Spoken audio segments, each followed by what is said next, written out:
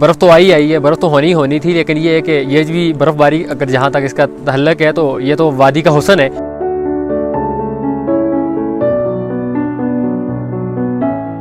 बर्फ़बारी आते साथ ही हमारे जिस तरह हमारे पोल गिर गए और सड़कें बिल्कुल बंद हो गई। सर्विस चूँकि 24 घंटे में हमें सिर्फ 3 घंटे सर्विस आती है, ना सर्विस ना बिजली, चूँकि हम अंधेरे में डूब चुके हैं। बर्फ़ तो हर साल होनी होनी है, लेकिन गवर्नमेंट को चाहिए प्रॉपर इंतज़ामात करे, चूँकि प्रॉपर सारा कुछ हो ताकि हम अंधेरों से निकल के रोशनी की तरफ जाएँ।